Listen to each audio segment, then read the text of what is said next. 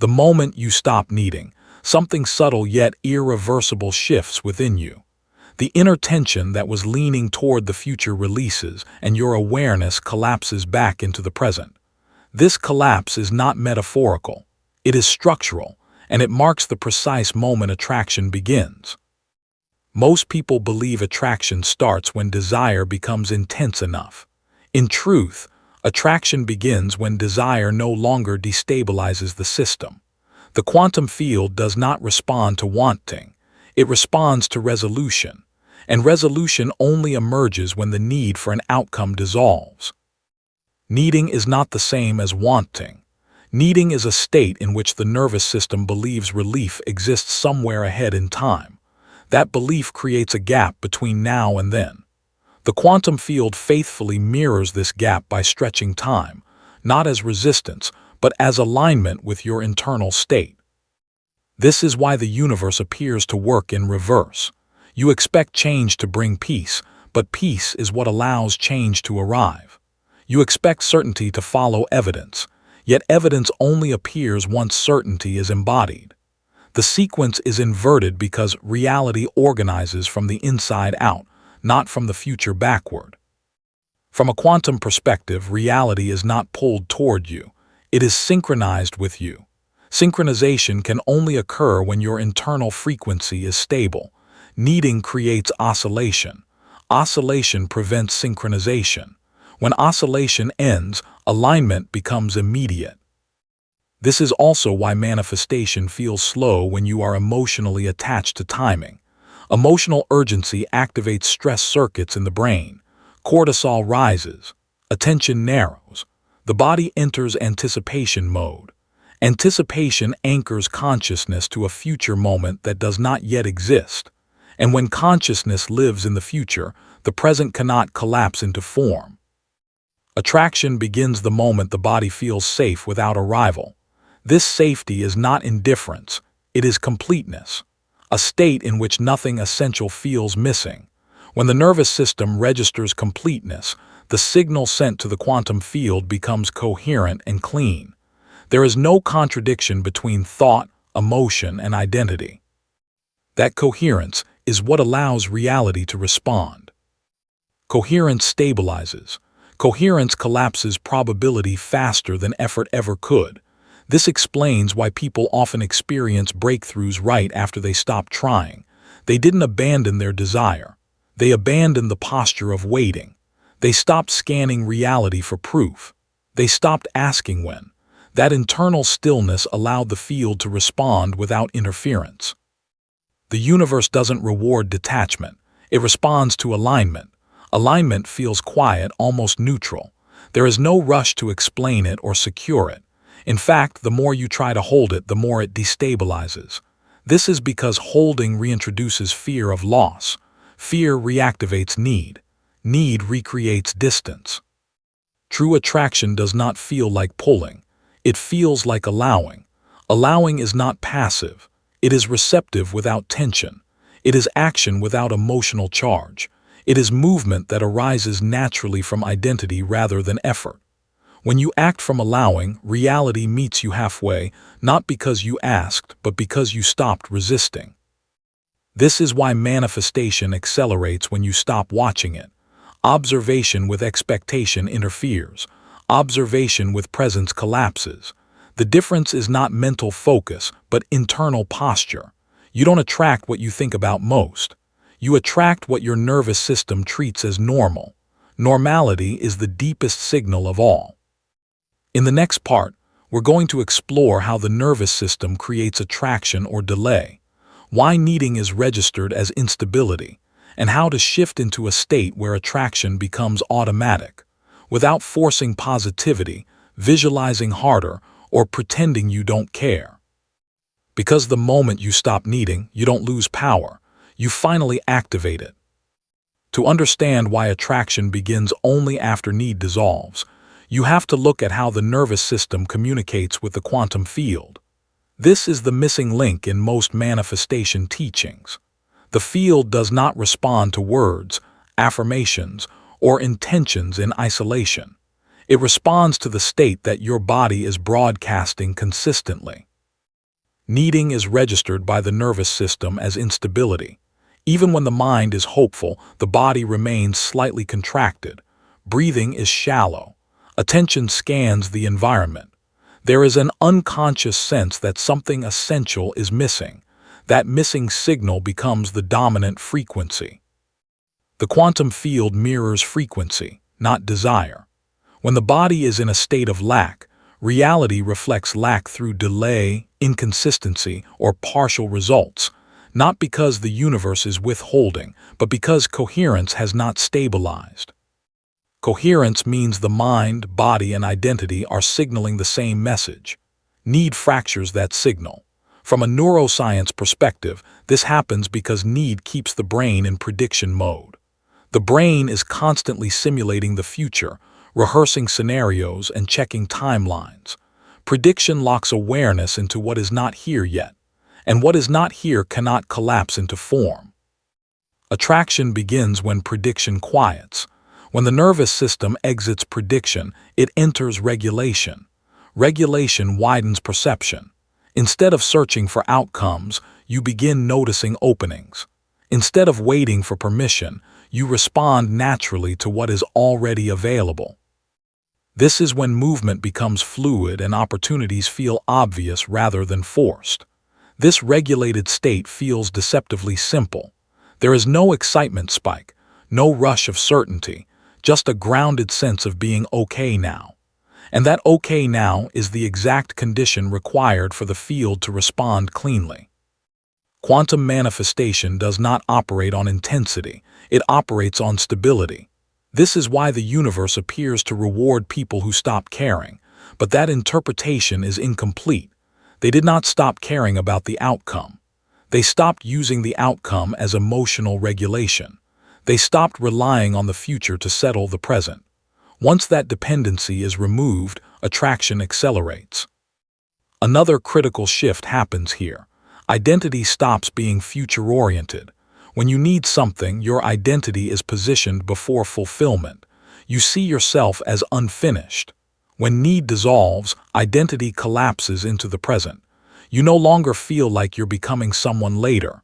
You inhabit yourself now. Identity is the strongest attractor in the quantum field. When identity stabilizes, reality organizes around it rapidly because there is no internal contradiction left to resolve. The field no longer receives mixed instructions. There is no signal saying, "I am whole," competing with another saying, "I need this to be okay." That internal agreement is what allows attraction to feel effortless. This is also why silence becomes natural during this phase. You don't feel the urge to explain what you're doing or announce your intentions. Explanation disperses energy.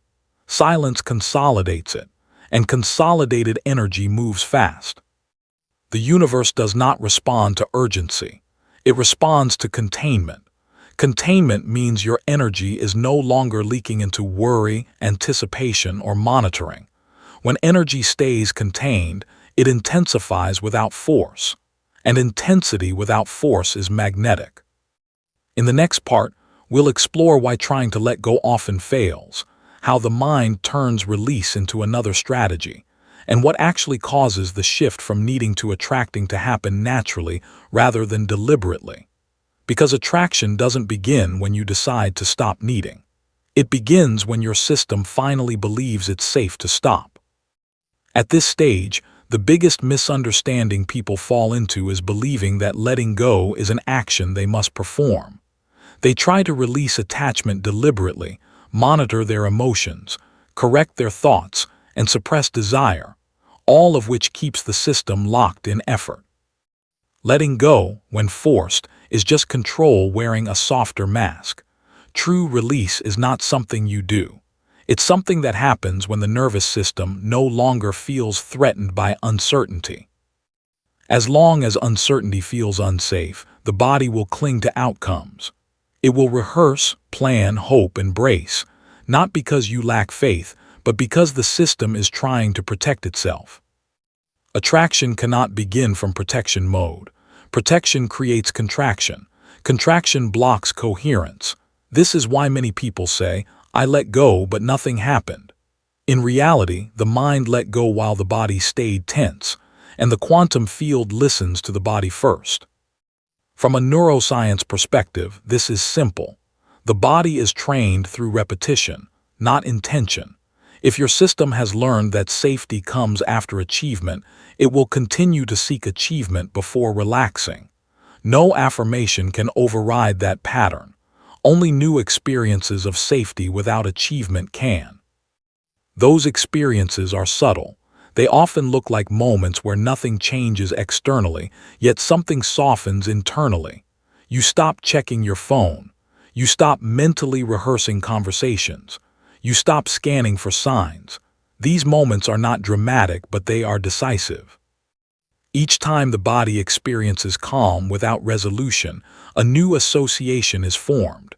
Calm no longer equals arrival. Calm becomes available now. And the moment calm is available without conditions, the need signal dissolves. This is when attraction activates. Attraction is not a pull, it's a resonance. When your internal state stabilizes, reality doesn't rush toward you, it synchronizes with you. Synchronization feels effortless because there is no resistance to overcome. Things line up because nothing inside you is pushing them away. This is also why people often miss the exact moment attraction begins.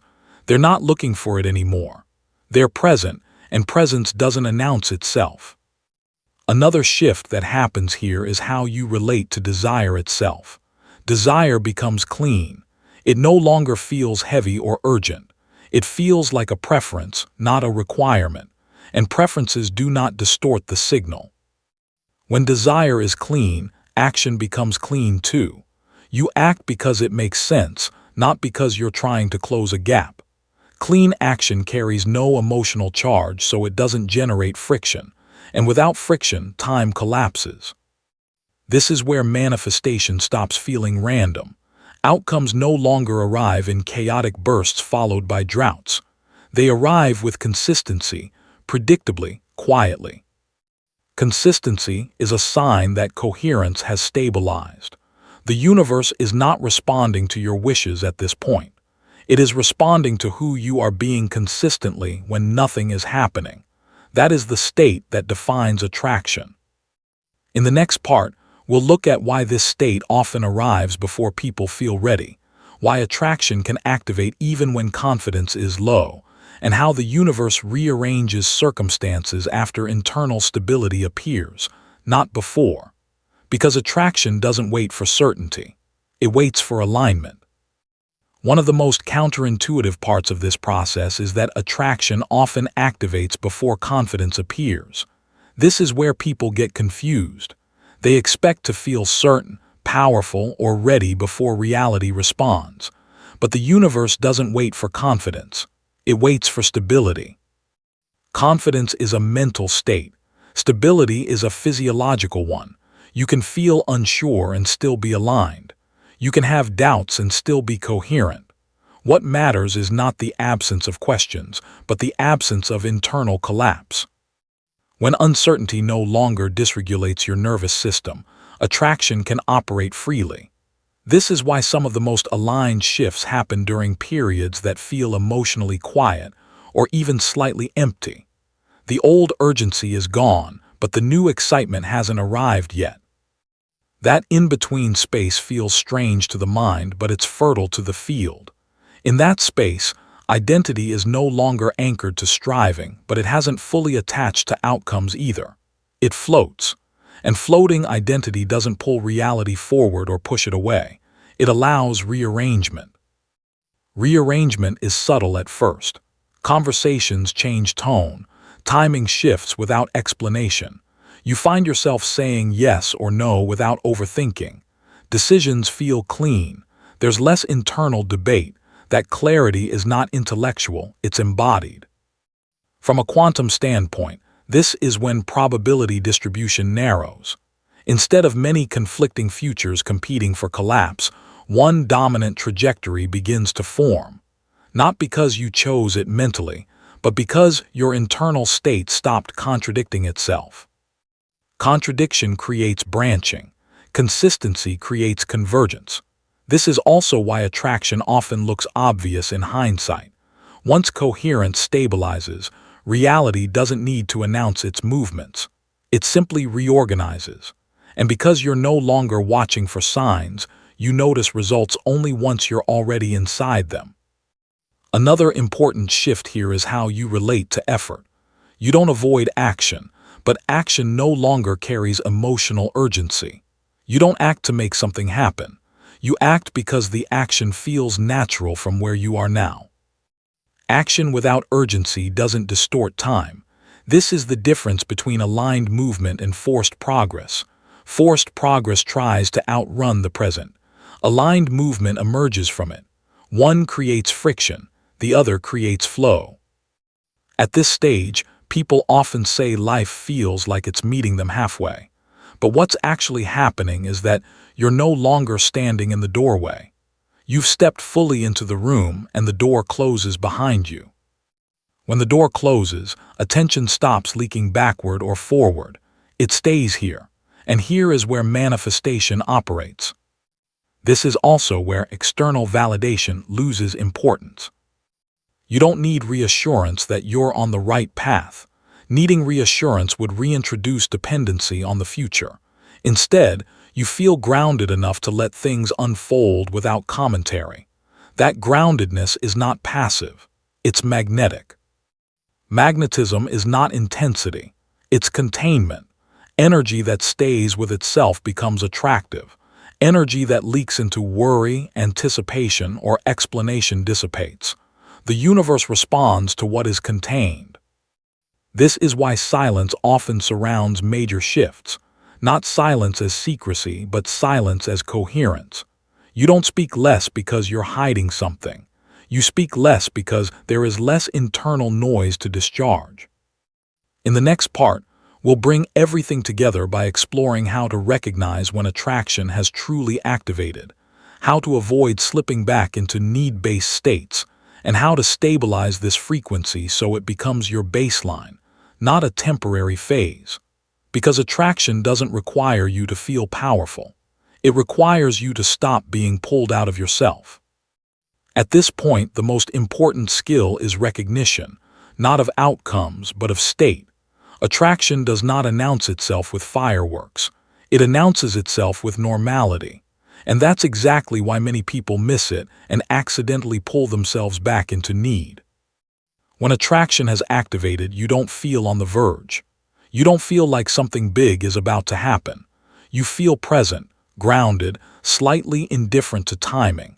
And paradoxically, that indifference is the clearest signal that alignment is holding.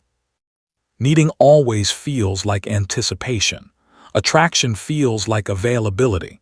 Availability means your attention is no longer preoccupied with future relief. You're engaged with what's in front of you, not because you're forcing presence, but because nothing is pulling you away anymore. The nervous system has stopped asking for reassurance. This is the critical distinction most people don't understand. Manifestation doesn't fail because alignment is fragile. It fails because people don't trust the quiet phase. They mistake calm for stagnation. And the moment they start checking again, the system re-enters prediction mode. Prediction recreates distance. This is why patience is often misunderstood. Patience is not waiting calmly. Patience is the absence of waiting altogether. It's living fully without postponement. When you live without postponement, reality doesn't need to postpone you either. Another sign attraction has activated is how you respond to uncertainty. When you are needing, uncertainty triggers anxiety. When attraction is live, uncertainty feels open-ended. You don't rush to close it. You allow it to unfold. Allowance keeps the signal clean. From a quantum perspective, allowance means the observer is no longer interfering with the system. Collapse happens most efficiently when the observer is stable and non-reactive. Reactivity keeps probabilities oscillating. Stability allows one trajectory to solidify. This is also where many people sabotage themselves unintentionally. They start to use the state. They try to leverage alignment to get more faster. That leverage reintroduces control. Control reintroduces tension. Tension reactivates need. The solution is not discipline, it's familiarity. The more familiar this state becomes, the less tempting it is to manipulate it. You don't try to use breathing when breathing feels normal. You don't try to use balance when standing feels natural. In the same way, you stop trying to use attraction when alignment feels ordinary. Ordinariness is stability. This is why people who live in sustained alignment don't talk about manifestation much. They don't need to. It's not a special event. It's the natural byproduct of how they inhabit themselves. At this stage, action flows without emotional charge. You still take steps, but steps are not weighted with expectation. They don't feel like bets. They feel like expressions. Expression doesn't create pressure. Pressure slows things down. This is also when identity fully detaches from outcomes. Success doesn't inflate you. Delays don't deflate you. Both are processed without collapse, and a system that doesn't collapse internally doesn't create external collapse either. Stability breeds continuity. The universe responds best to continuity because continuity allows patterns to complete. When you oscillate between needing and allowing, patterns reset. When you stay steady, patterns mature. This is why attraction strengthens over time. When alignment is maintained, it doesn't spike and disappear. It deepens. It becomes more precise, less dramatic, but more effective. In the final part, we'll bring everything together by grounding this understanding into a lived orientation. And we'll talk about how to anchor this state so it doesn't fade under pressure, not through effort, but through structure. Because attraction doesn't ask you to stay vigilant. It asks you to stay with yourself. When you look at everything you've heard so far, a simple pattern emerges. Attraction was never something you had to activate. It was something that naturally turned on the moment internal interference stopped. The universe didn't suddenly notice you. It finally received a clear signal. That signal was not confidence, it was not certainty, and it was not belief. It was stability. It was stability. Stability signals to the quantum field that your internal system is no longer fragmented, that thought, emotion, and identity are no longer pulling in different directions. And when that alignment occurs, reality doesn't require motivation. It reorganizes on its own. This is why attraction feels inevitable once it begins. Not dramatic, not explosive, just inevitable. You're no longer trying to make things happen. You're watching them unfold without surprise. The greatest misunderstanding about manifestation is believing it's about acquiring something new. In truth, it's about dissolving the state that kept you separate from what already existed as a possibility. That state was need, and once it dissolves, there is nothing left to negotiate. From a quantum perspective, this is probability collapsing through coherence. From a neurological perspective, it's a regulated nervous system that no longer ties safety to the future. From a spiritual perspective, it's embodiment, living as if nothing essential is missing. All three describe the same moment. And that moment doesn't feel like victory, it feels like relief. Relief without a rival is the strongest signal you can send, because it tells the universe you are no longer using outcomes to regulate yourself. You're no longer asking reality to prove anything to you. This is why attraction strengthens when you stop watching it. Attention without expectation stabilizes frequency. Expectation reintroduces pressure. Pressure slows response. This is also why alignment cannot be rushed. Rushing is simply waiting in disguise, and the universe always mirrors orientation, not intention. So the question is no longer how to attract more. The question is how to remain in this state when life challenges you again, because challenges will come, not as punishment, but as invitations. Invitations to see whether this alignment is conditional or embodied, whether it depends on circumstances or identity.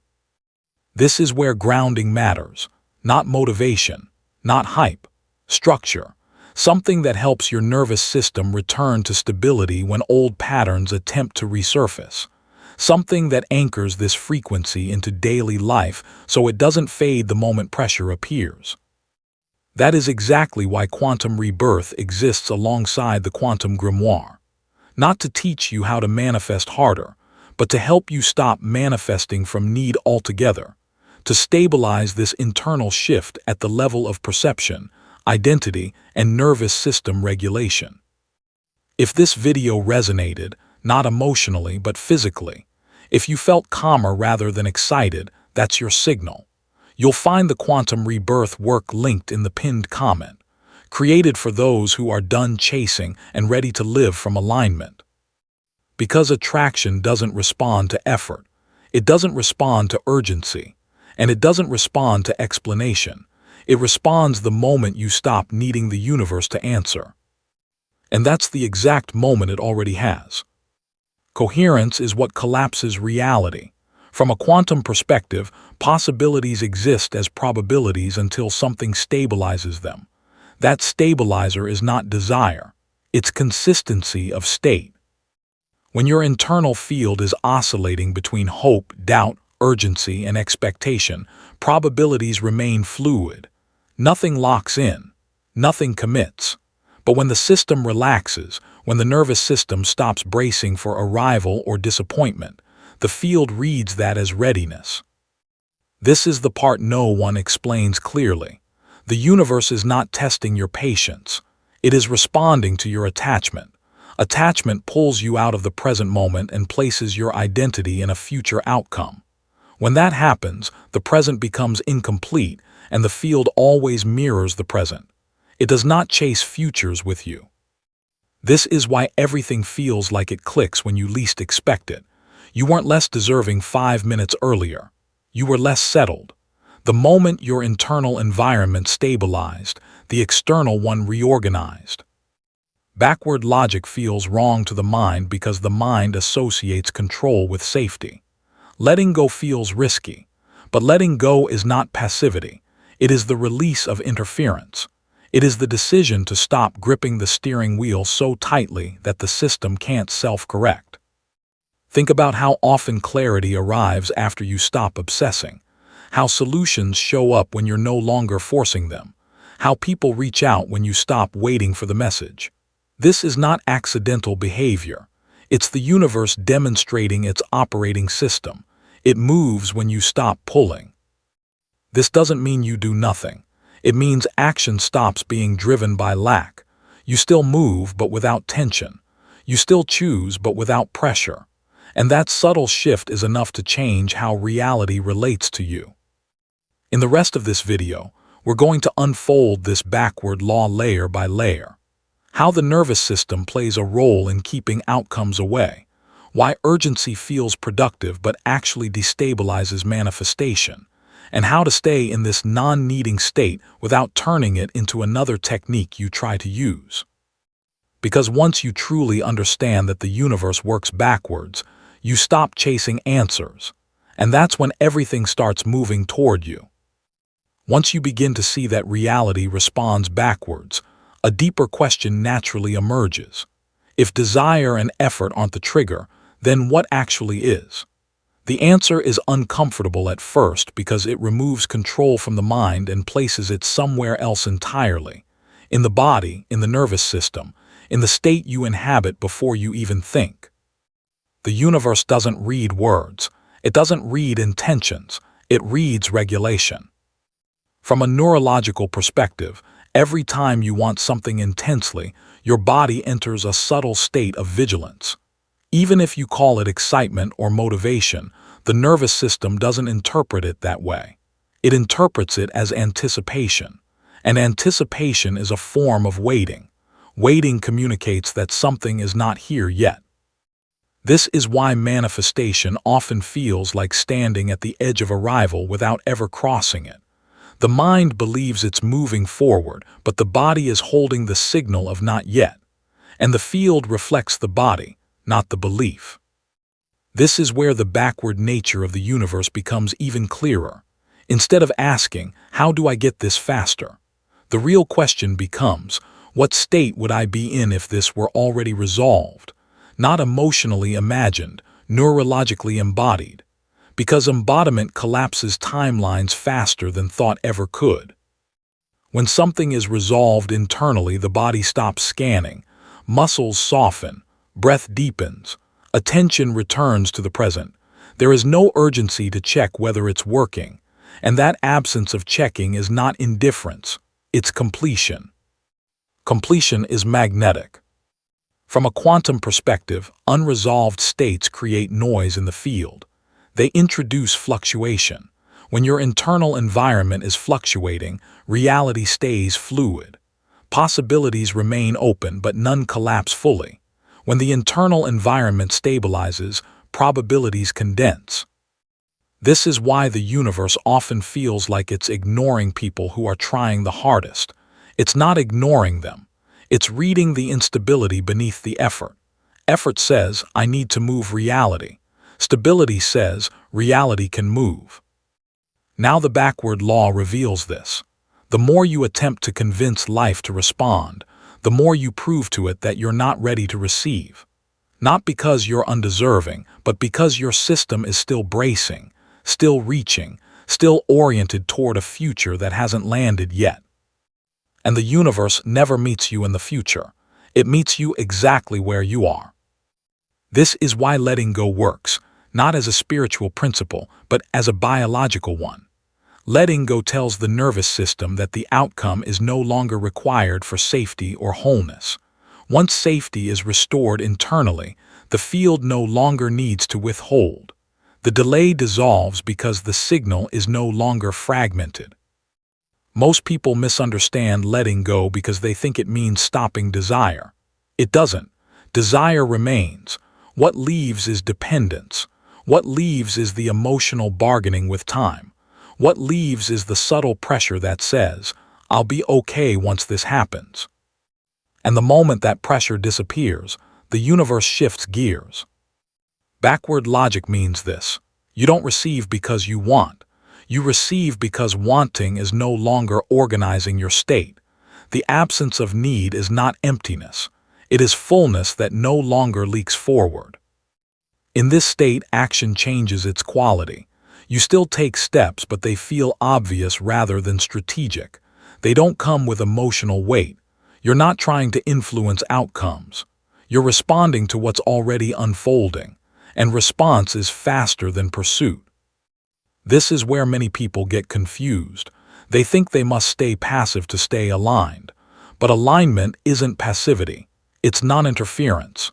It's allowing the system to complete what it's already set in motion.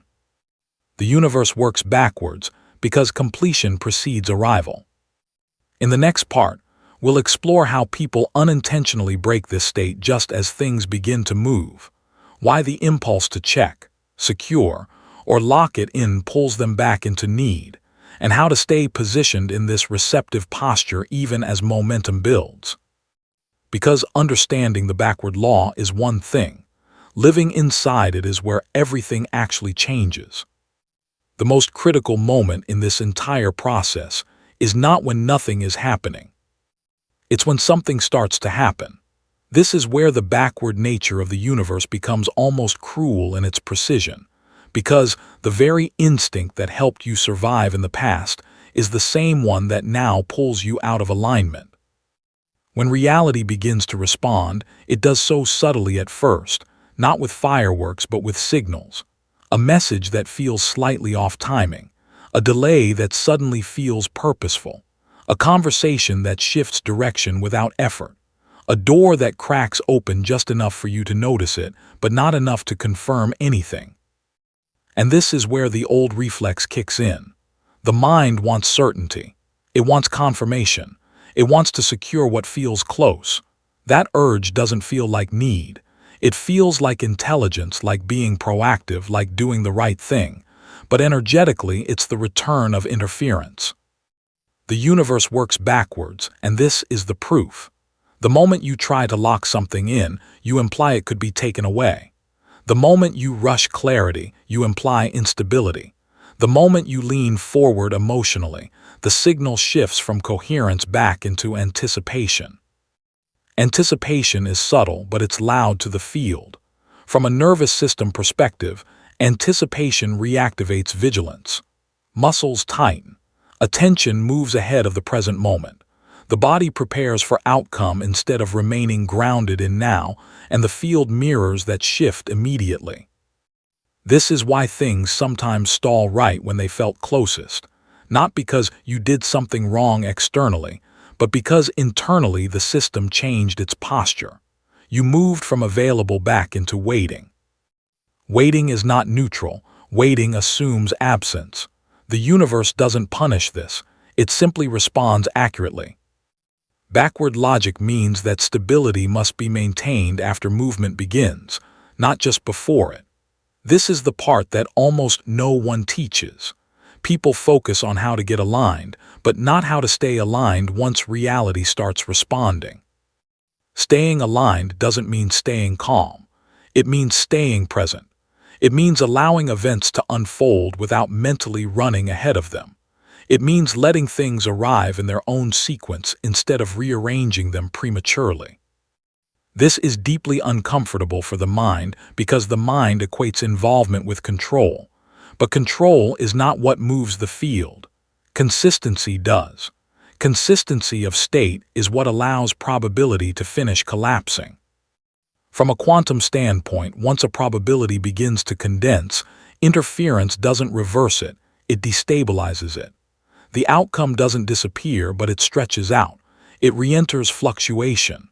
The timeline elongates not as punishment, but as a recalibration. This is why patience alone is not enough. You can be patient while still interfering. You can wait while still leaning. The field responds not to how long you wait, but to how clean the signal remains while you wait. Clean means non-attached, not disengaged. You still care. You're just not orbiting the outcome anymore. Your identity is no longer parked in the future. It has returned to the present where the universe actually operates. This is also where trust is often misunderstood. Trust is not believing something will work out. Trust is allowing things to work out without supervising them. Supervision is another form of control. When you truly understand that the universe works backwards, you stop monitoring progress. You stop asking whether you're still aligned. You stop checking your internal state every 5 minutes. Those behaviors recreate lack because they imply something could slip away. Instead, you let the body settle into normalcy. You live. You engage. You focus on what's real in front of you. And paradoxically, this is when reality accelerates the most because nothing is pulling against it anymore. In the next part, we'll bring this into a very practical place. How to recognize the internal state of non-needing without turning it into another goal, and how to anchor this backward operating system so it doesn't collapse under daily life. Because the universe working backwards is not something you do, it's something you stop interrupting. There comes a point where understanding that the universe works backwards is no longer enough. You can intellectually grasp the concept, agree with it, even feel moments of alignment, and still unconsciously sabotage the state that allows reality to respond. This happens not because you forget the principle, but because the body hasn't fully learned to live from it yet. The backward law is not maintained by belief. It's maintained by coherence. Coherence means your thoughts, emotions, nervous system, and sense of identity are no longer arguing with each other about what should happen next. There is no internal negotiation, no silent bargaining with time, no emotional countdown running in the background.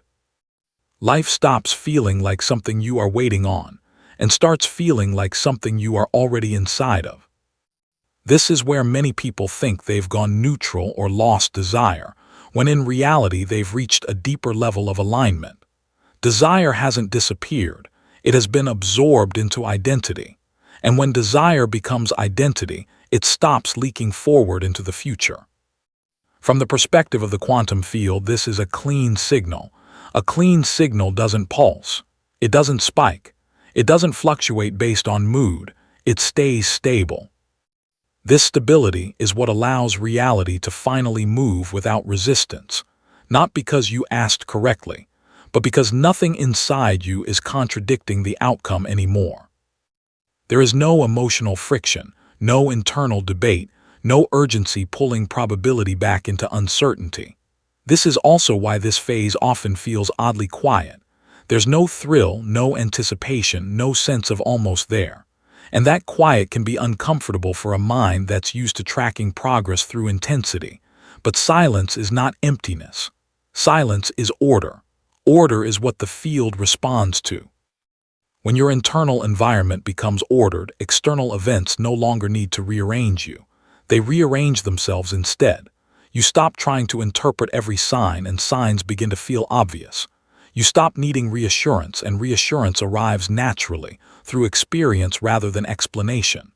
At this level, even the idea of manifesting feels unnecessary. You're not directing reality. You're no longer negotiating with it. You're simply no longer in its way. And this is where alignment becomes something you live, not something you aim for. To anchor this state, don't wait until you feel perfectly settled. Action comes first. Sensation follows. Write "I release the need" in the comments, not because you already feel completely detached and not to prove anything to anyone, but because language directs attention. Attention stabilizes the nervous system, and the nervous system is what the field reads. This is not affirmation, it's orientation. When you orient toward non-ni, the body learns safety without outcome. And once safety is established, reality no longer has a reason to stay distant. In the next part, we'll look at what happens after this state is stabilized, how reality begins to approach you in ways that feel natural instead of dramatic, and why the final shift is not about doing more, but about recognizing what is already moving toward you. Because when the universe works backwards, the last thing to change is the external world. Once coherence is stabilized, something subtle but unmistakable begins to happen. Reality stops feeling distant, not because everything suddenly arrives, but because the sense of separation dissolves. You're no longer standing on one side of life waiting for it to cross over. You feel embedded inside the process itself. This is the stage where people often say, "I don't know why, but it feels like things are already handled." And that feeling isn't optimism. It's resolution without evidence. From the outside, very little may seem different. Your environment might look the same. Your routines may not have dramatically shifted, but internally there's a distinct absence of tension. You're no longer measuring time. You're no longer comparing where you are to where you think you should be. The internal countdown has stopped, and when the countdown stops, reality accelerates. This is another backward principle most people miss. Acceleration doesn't come from pushing forward. It comes from removing internal drag. The drag is created by constant self-referencing, checking, evaluating, interpreting, narrating what's happening and what it means. When that narration quiets, energy that was previously looping inward becomes available outward. This is why things start moving without announcement. An opportunity appears through a casual conversation. A decision becomes obvious without analysis. Someone reaches out without prompting. A door opens in a way that doesn't feel earned or fought for. It just feels timely. And because there is no emotional charge attached to it, you don't grip it. You let it come all the way to you. Gripping is what collapses coherence. When something arrives and you immediately assign meaning to it, this is it, this has to work, this can't fail, you pull the system back into pressure. But when something arrives and you stay neutral, present, and responsive, the system remains open. One movement leads to another naturally. This is where life starts to feel strangely cooperative. Not perfect, not free of challenges, but no longer adversarial. Problems don't disappear, but they resolve faster because you're not emotionally wrestling them. You're responding instead of resisting, and response is efficient. From a quantum perspective, this is probability finishing its collapse. Once coherence is sustained, outcomes don't need to push through layers of doubt or urgency. They slide into place along the path of least interference. And because there's no internal argument, there's nothing for reality to push against. This is also why gratitude becomes natural here, not as a practice but as a byproduct. You're not grateful because things worked out. You're grateful because nothing feels withheld anymore. Even uncertainty feels different. It no longer threatens your sense of stability. And this is the real shift. The universe doesn't suddenly start giving you everything you want. It stops feeling like it's withholding anything at all. The relationship changes. You're no longer trying to extract outcomes from life. You're participating in its movement. This is why people who live in this state often struggle to explain how things work out for them. There's no formula, no dramatic turning point, just a consistent absence of resistance. And once you experience this, you understand why the universe working backwards isn't a trick or a technique. It's a natural consequence of coherence sustained long enough for reality to reorganize itself fully. In the final part, we'll bring this entire arc together. Why insight alone isn't enough, why coherence must be stabilized beyond moments of clarity, and how to live from this backward alignment without turning it into another thing you try to control. Because the universe doesn't respond when you finally understand it. It responds when you stop trying to manage it. Understanding that the universe works backwards is not meant to turn into a philosophy you repeat to yourself. It's meant to become the posture you live from. And that's where most people stumble, not because they disagree with the idea, but because daily life slowly pulls them back into old reflexes without them noticing. Insight creates openings. Stability determines timelines. You can experience moments of deep coherence, moments where everything feels settled and inevitable, and still drift back into subtle needing as pressure returns. Decisions begin to pile up. Uncertainty appears, and the nervous system does exactly what it was trained to do. It reaches for control. Even subtle control reintroduces interference. This is why so many people feel like manifestation comes and goes, not because alignment disappears, but because it isn't anchored yet. It exists as a state you visit, not a baseline you inhabit. The backward nature of the universe asks something very specific of you: consistency without monitoring. It requires remaining internally resolved even when nothing visibly changes for a while. It requires stopping the habit of checking whether you're still doing it right. The moment you start measuring alignment, you've already stepped out of it. Reality doesn't need to be watched in order to move. This is the shift from understanding to embodiment. From knowing that non-need works to living in a way where need no longer organizes your identity. Wanting doesn't disappear, but it stops defining who you are. Outcomes are welcome, but they are no longer required for you to feel complete. And this is where the universe truly begins to cooperate. Not because you mastered a law, but because you stopped fighting its structure. Life becomes quieter here, not smaller, just quieter. Less dramatic, less emotionally charged, and far more responsive. Things arrive without announcement. Solutions appear without struggle. The sense of trying to get somewhere dissolves, replaced by a steady movement that doesn't require your supervision. This is the state that needs to be protected, not through effort, but through remembrance.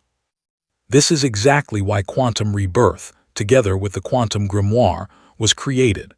Not to teach new ideas, but to stabilize this posture of non-need so it survives real life. So coherence doesn't collapse the moment pressure appears. So backward alignment becomes how you operate, not something you occasionally access.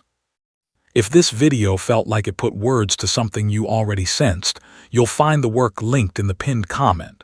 There's no rush, no urgency. You already understand what urgency does to the signal.